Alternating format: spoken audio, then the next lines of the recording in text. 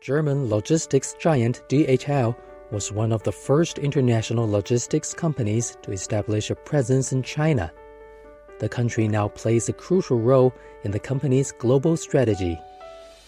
Like anything in China, there's no end of opportunity, there's no end of innovation. It's about which innovation fits us. DHL estimates its global market share at around 43%, according to a 2021 survey.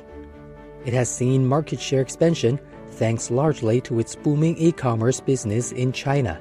Some of those big Chinese e-commerce players, which are largely with us, would have driven that 43 to 47. So we know that we continue on a big trajectory. Last year, the company invested over 300 million RMB in China to expand and upgrade its facilities in China.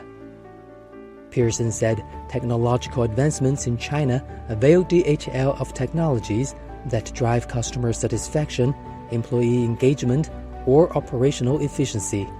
And there's unlimited technological developments in China that they can select from. So it might be things that improve customer satisfaction. It might be scanners on the finger for our couriers that aid operational efficiency. It might be ergonomics and technology in the hubs that stop injuries and so on and so forth.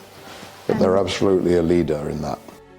At a time when headwinds persist, Pearson sees new growth opportunities for DHL as China opens its door wider to the outside world.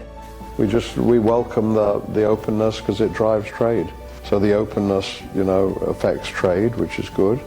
Welcomes companies in, makes companies that are there more welcome, and that drives international trade.